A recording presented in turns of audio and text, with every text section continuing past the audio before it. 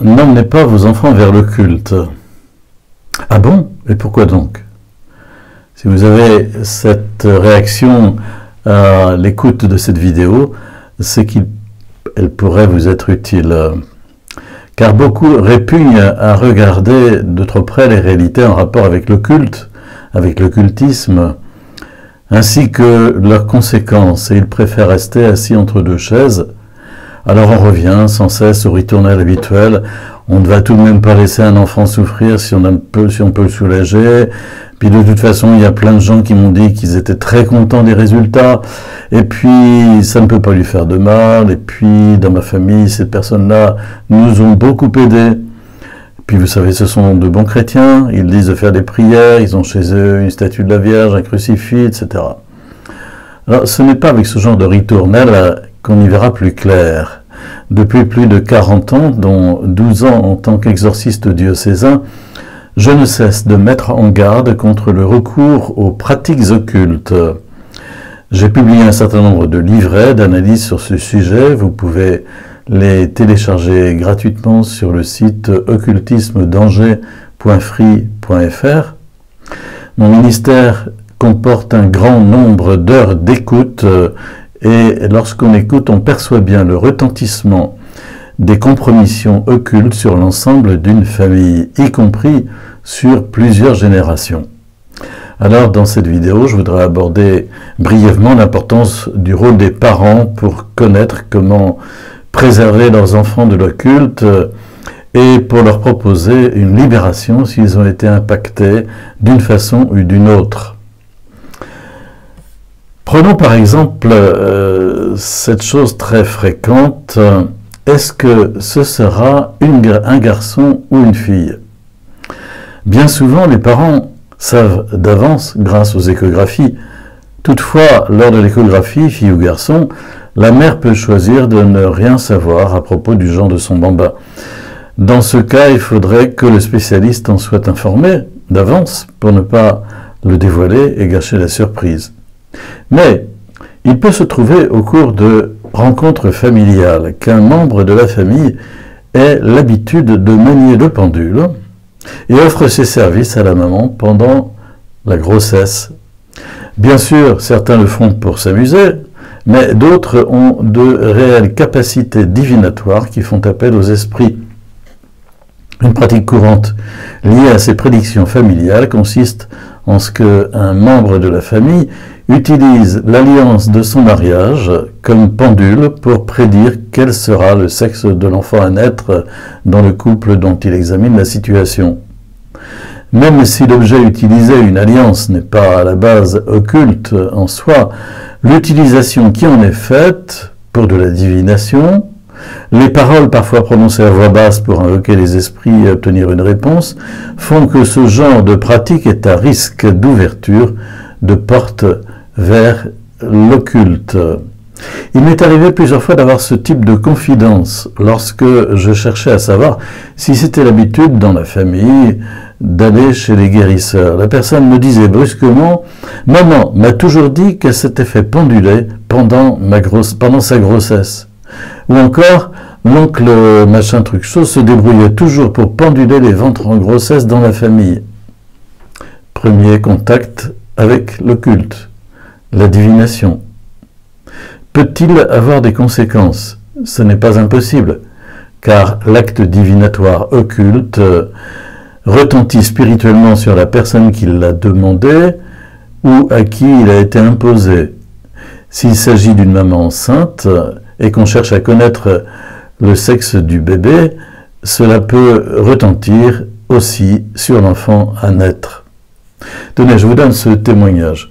Au détour d'une conversation, cette personne me raconte qu'il y a 6 ans, au cours d'une retraite en silence, elle a eu la perception d'être réveillée et tirée par les pieds. Elle dit « Il m'arrive environ 5 fois par an des petites choses comme ça ». Elle cite en désordre la perception de 2 mains qui la tiennent aux épaules au lit, d'ongles fourchus qui s'enfoncent dans sa chair, son drap de dessous au niveau de la tête tiré brusquement. Donc, l'existence dans sa vie de phénomènes paranormaux en rapport avec son corps. J'essaie de lui faire comprendre qu'il y a très probablement une porte ouverte vers le culte. Et c'est là qu'elle me parle d'une arrière-grand-mère maternelle qui maniait le pendule pour trouver de l'eau et aussi au-dessus des ventres en grossesse pour connaître le sexe de l'enfant, donc très probablement celui de sa maman.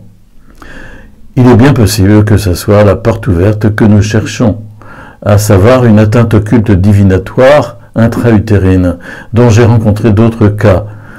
Manier le pendule dans une perspective divinatoire sur le ventre d'une maman enceinte appelle les esprits qui se manifestent ensuite dans la vie de l'enfant et souvent longtemps après. Ce n'est pas toujours comme cela, mais il faut savoir que cela arrive. Le pendule n'est pas un jouet, c'est un objet à connotation occulte. On s'en sert avec le désir de trouver des réponses à des questions. Sans s'en rendre compte, on s'adresse aux esprits par derrière le voile.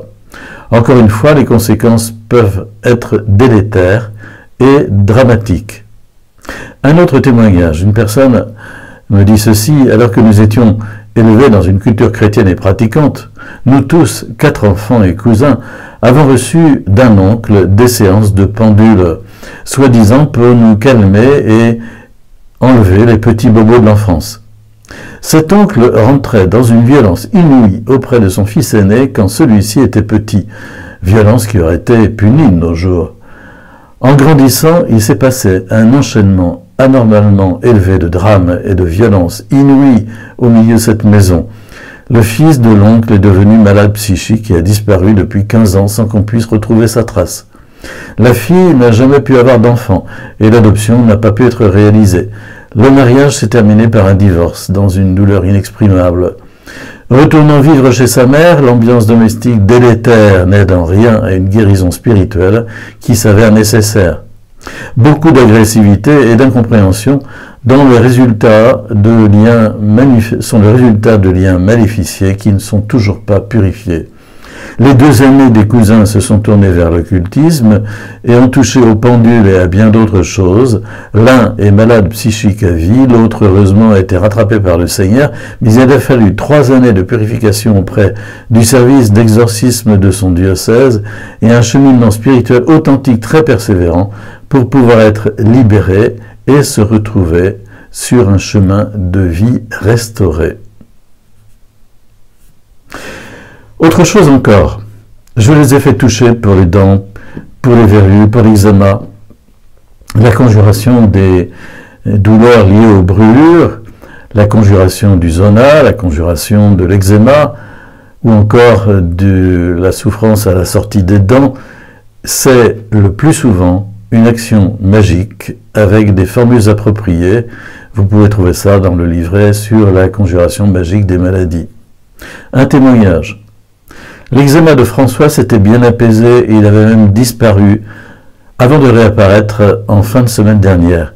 Il se démange de plus en plus et particulièrement la tête, il se frotte contre nous et se frotte la nuit contre son lange. Nous voyons le dermato mardi après-midi. Nous sommes allés dimanche soir voir des sœurs de ma maman. L'une d'elles arrête le feu.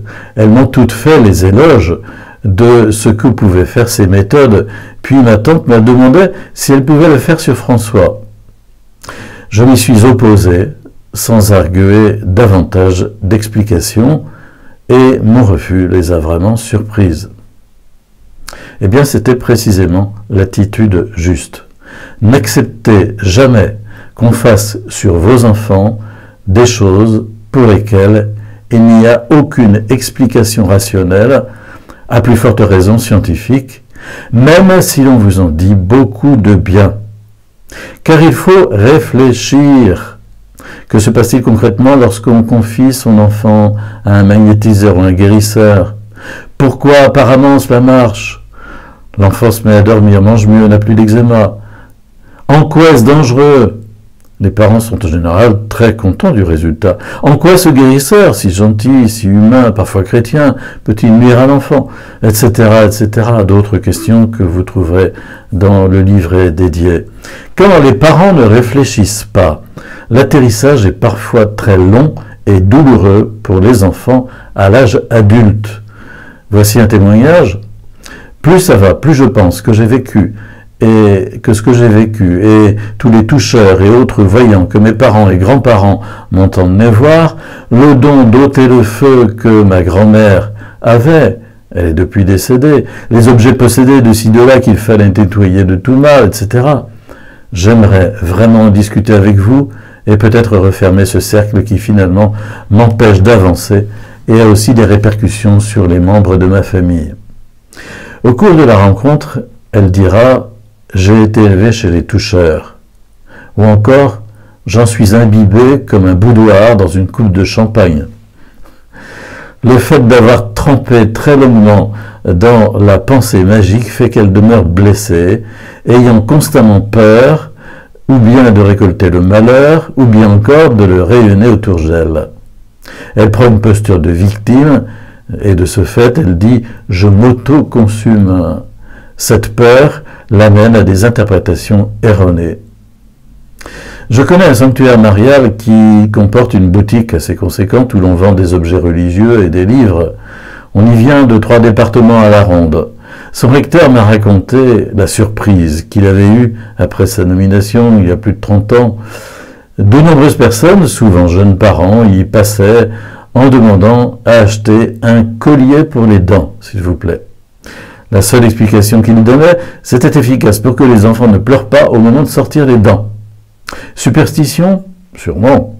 Mais aussi, après enquête et recherche, trace de la présence d'une personne au service de la boutique qui avait le pouvoir de conjurer. À son départ, les autres au service du lieu avaient mis au point ce stratagème lucratif du collier pour les dents. Mais aujourd'hui, les colliers pour les dents sont souvent composés de pierres aux vertus soi-disant guérisseuses. Il est à noter que faire porter des pierres de ce genre aux enfants n'est pas anodin. Souvent, l'achat de ces pierres est assorti de recommandations pour les purifier régulièrement, pour les exposer à la pleine lune. Certaines personnes énergéticiennes vendent aussi des pierres chargées par des intentions particulières pour la guérison, la libération, la protection. Attention à l'utilisation de ces objets et aux rituels éventuellement associés. En fait, je m'aperçois que j'ai remplacé le médecin par le magnétiseur. Une personne un jour m'a dit cela. Témoignage. Quand j'étais petit, ma mère m'emmenait régulièrement voir un guérisseur très connu dans la région. Puis en grandissant, je suis devenu chrétien et comme cela me dérangeait, je me suis mis à prier avant d'y aller pour que Dieu me garde. Depuis cela, tout ce qu'il a essayé de faire pour moi n'a plus fonctionné et lui ne parvenait pas à comprendre pourquoi. Je précise pourtant que ce magnétiseur se disait croyant et avait un tableau de Jésus et de la Sainte Vierge chez lui. La magie blanche, qui se dissimule derrière des symboles religieux, est bienfaiteur, est toujours de la magie. Voyez le livret sur magie, quelle différence avec la prière. Je suis heureux pour cet homme qu'il ait pu sortir d'un tel danger d'enfermement. Ce n'est pas toujours le cas, malheureusement, et avec le recul du temps, et surtout en pratiquant la relecture des difficultés rencontrées sur une période longue, on peut comprendre alors que leur accumulation provient des portes qu'on a ouvertes longuement vers des pratiques irrationnelles, magiques, occultes, faisant appel à des forces obscures, non identifiées. Il existe des familles où le recours à des pratiques occultes est tellement ancré que ça devient une véritable culture familiale. La façon de se soigner, le médecin est relégué à la place de roue de secours ou de feu de détresse, là où le magnétiseur s'avère un échec. Mais le moins souvent possible, s'il vous plaît. Un témoignage. Cette dame vit avec 2 enfants qui ont autour de 40 ans. En l'absence de son mari décédé alors qu'elle était jeune, ils ont tous 3 émergé au magnétisme guérisseur pendant, écoutez-moi bien, pendant 22 ans. Coachés par un magnétiseur devenu comme un ami de la famille, conseiller spécial, remplaçant à la fois le médecin, le psychologue et les services sociaux, la banque aussi s'il avait pu. J'ai donc dû faire tout un cheminement avec eux pour les sortir de cette longue, très longue emprise. Malheureusement, cette dame continue à être enfermée dans un système de pensée magique, cadenassée dans sa lecture diabolisante de tous ses ennuis de santé, de ses perceptions hypersensibles, à ce point que ce n'est même quelquefois comique. Les dégâts à ce niveau-là sont maintenant irréversibles. Mais aujourd'hui, le magnétiseur ou le médium se masque derrière l'énergéticien, le praticien Reiki, le kinésiologue. Il faut vivre avec son temps. Les problèmes n'en seront que plus difficiles dans la mesure où la pratique s'accompagne d'un lavage de cerveau pour mettre en place le paradigme nouvel âge. Il n'est pas rare de voir des parents ayant fait intervenir sur leurs enfants ce type de praticien. Une amie me parlait récemment d'un enfant de 2 ans pour qui les conséquences ont été graves, et pour d'autres cas, une ouverture évidente de ces enfants à l'occulte. Tenez, autre chose, il y a des propositions de méditation à l'école de mes enfants. Un témoignage. Par choix, nous scolarisons nos enfants dans un établissement privé catholique de notre diocèse. Nous ne sommes pas toujours au courant des activités organisées au sein de l'établissement, mais nous faisons confiance jusqu'au jour où nous découvrons que nos enfants pratiquent le yoga, répètent régulièrement les positions les plus familières du yoga, et en particulier la pranamasana, la posture de la prière. Ils saluent également les images de Shiva, de Ganesh. Conscients des enjeux spirituels qui se cachent derrière le yoga, nous alertons le directeur. Il est très vexé que nous remettions en cause les choix des intervenants extérieurs et de notre manque de confiance envers le projet pédagogique de l'établissement. Il nous explique que nous avons de la chance d'avoir des enfants calmes et que le yoga permet aux maîtresses d'apprendre aux élèves des postures relaxantes et calmantes. Et pour ce qui est des dieux, nous sommes dans l'ordre de la culture générale et de l'ouverture au monde. Nous apprenons que d'autres parents, également choqués par la pratique du yoga imposée à leurs enfants à leur insu, rencontreront également le chef d'établissement. Cette réalité est plus fréquente qu'il n'y paraît ici ou là. Il peut s'agir de séances de sophrologie avant les examens, de l'utilisation de l'énéagramme et de ses dérivés pour faire un bilan en vue d'une orientation. Vous voyez le livret sur le centre de gravité professionnel. Il peut s'agir de méditation de pleine conscience proposée aux enfants parce que les professeurs en sont intimement convaincus des bienfaits et parce que aussi quelquefois ils n'ont pas d'autre issue pour avoir le calme. Voyez le livret calme et attentif comme une grenouille sur le site. Les pots de banane des premières initiations. S'il n'y avait pas eu la Covid qui a obligé à fermer le musée, on aurait pu proposer à ma fille de visiter une exposition sur les sorcières, m'écrit quelqu'un. On connaît Harry Potter, la saga chargée de faire passer sous un habillage de magie pour enfants les grandes clés ésotériques. Mais il y a périodiquement des manifestations culturelles dans nos villes et nos centres communaux qui sont de même nature. Vous pouvez par exemple, en ce moment où je tourne cette vidéo, aller sur le site Magie et Sorcellerie, une exposition et conférence au Muséum d'Histoire Naturelle de Toulouse, ouverte aux enfants avec 10 pages de références bibliographiques spécifiques pour eux, dont un livre attractif sur le vaudou en page 4. On y trouve aussi des tables tournantes, des cabinets de sorciers, des amulettes, des talismans de toutes sortes, un parcours sonore d'auto-hypnose. L'exposition se termine avec les magiciens contemporains comme Corinne Sombrin, formée à la transe par des chamans de Mongolie, mais aussi un sourcier, un coupeur de feu qui viendront évoquer leurs pratiques. Tout cela ouvert aux enfants. Tenez, une histoire amusante. dans une famille, il arrive que ce soit l'inverse, c'est-à-dire que ce sont les enfants qui poussent leurs parents. Un témoignage, cette dame, déjà âgée, se plaint d'une vie marquée totalement par la poisse et par des échecs permanents. Au cours d'un dialogue de quelques minutes, la cause n'est pas très difficile à trouver. Sa maman et sa tante étaient toutes deux engagées dans la divination.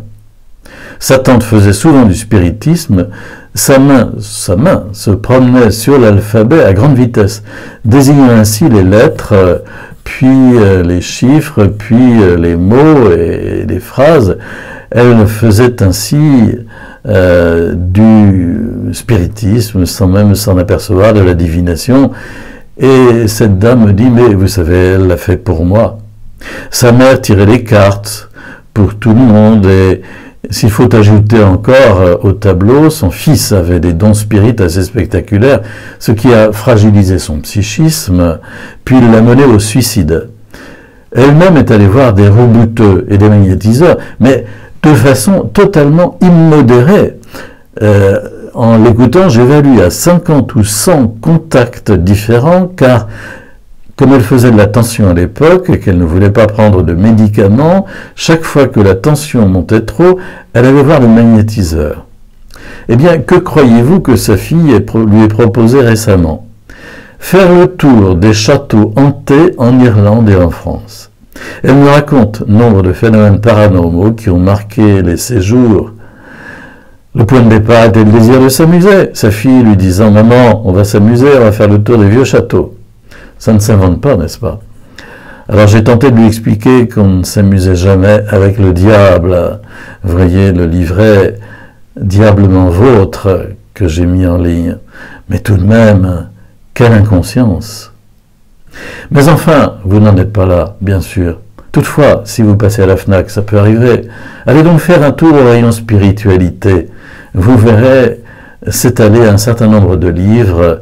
Voilà ce qu'aujourd'hui on appelle spiritualité, la voyance, la médiumnité, le tarot, le pendule, etc., etc. Parlons de l'attraction vers le culte à partir d'impacts familiaux. Une mère de famille me fait cette réflexion. On dirait que dès qu'un parent a eu dans sa vie une activité occulte, cela contamine les gens autour de lui, spécialement les enfants, à travers des liens de transmission familiale. Un poison semble être déjà inoculé, mais il restera assez silencieux. Des perceptions se développent alors dans l'enfance, des perceptions de type médiumnique. On pourrait d'autant plus croire que c'est un don avec lequel on est né.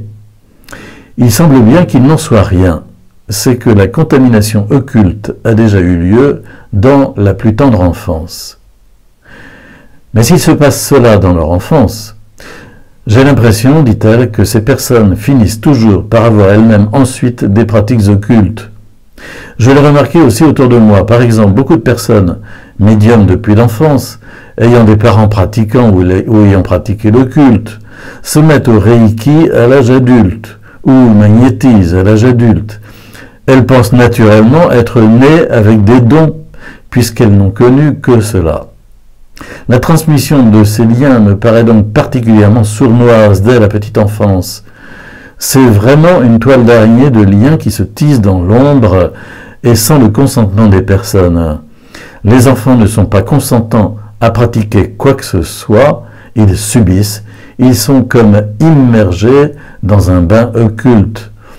Peut-être que la sensibilité émotionnelle et l'affectivité naturelle des enfants les rend plus réceptifs à ce genre de choses, à un âge où ils ne peuvent pas encore décider eux-mêmes de pratiquer.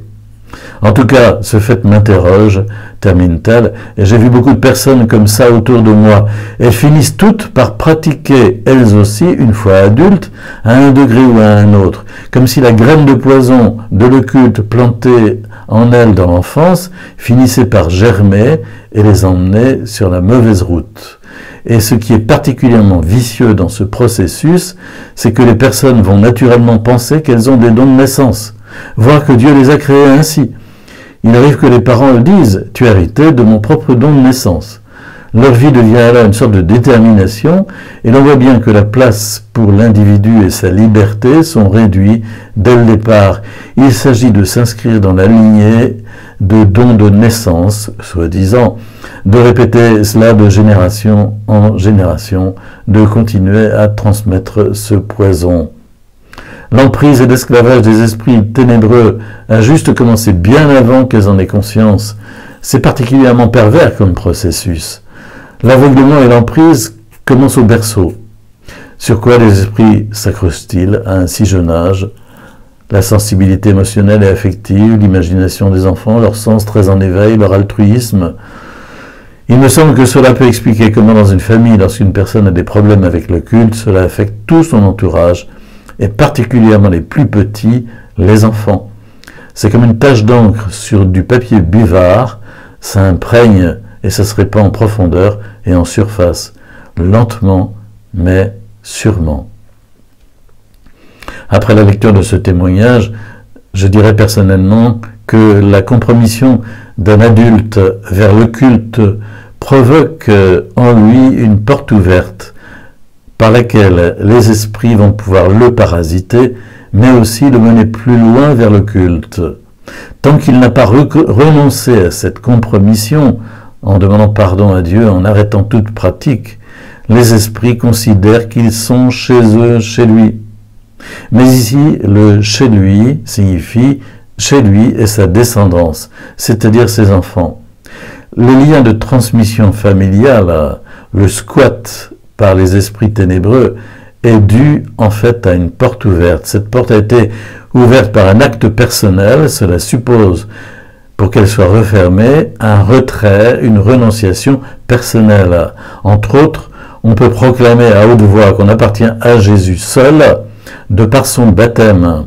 Cela provoquera le retrait des esprits mauvais. C'est également vrai, me semble-t-il, pour les descendants, ayant pris conscience d'une certaine emprise qui vient de plus loin. Ils s'en retirent en confessant que Jésus est Seigneur dans leur vie, ce qui ferme la porte. Pour terminer, je m'adresse à vous, chers parents. Vous aurez deviné ma position en tant qu'exorciste diocésain concernant ces choses. Elle est très ferme. D'ailleurs, pour tout dire, c'est la position de la Bible, c'est la position de Jésus, la position du catéchisme de l'Église catholique. Vous pouvez lire tous ces textes de référence dans les livrets que je mets à votre disposition. Il ne faut pas jouer avec le feu. Soyons attentifs à la santé spirituelle des enfants et des jeunes en les protégeant des impacts occultes. Les temps qui viennent seront difficiles. Vivre en chrétien supposera plus de prières personnelles, plus de participation à une cellule d'église, plus de formation. Or, avons-nous les idées claires sur la dangerosité des pratiques occultes, des réalités occultes? Je n'en ai pas l'impression. Pour votre information, je vous propose donc de lire l'un ou l'autre des livrets dont vous trouverez la liste sur ce livret dont je tire cette vidéo que vous écoutez. Vous avez en annexe la liste de tous les livrets. Oui, les temps sont difficiles, les pièges ne manquent pas. C'est pourquoi j'attire votre attention sur la nécessité d'une protection spirituelle. Car en christianisme, il n'y a pas de contre-magie. Le prêtre exorciste n'est pas un désenvoûteur ou quelqu'un qui fait des protections, n'est pas non plus le pompier de service. La protection spirituelle, chacun est capable de la mettre en œuvre. Elle consiste à appartenir à Jésus, à se convertir à Jésus, à se livrer à Jésus du fond de son cœur. C'est lui et lui seul qui nous protège, ainsi que l'Esprit Saint qui nous a été envoyé. Voyez la vidéo sur la protection spirituelle et le livret. Pour vous, pour moi, pour tous, l'essentiel, c'est la personne de Jésus. Il est le chemin, la vérité et la vie. Pour trouver la protection spirituelle, il nous faut donc nous convertir à Jésus. Merci d'avoir écouté cette vidéo. Parents, n'emmenez pas vos enfants vers le culte. Si vous pensez qu'elle peut être utile à d'autres familles, s'il vous plaît, n'hésitez pas à en transmettre le lien, à le partager à d'autres. Je demande au Seigneur de bénir vos enfants et vous souhaite bonne route. À bientôt.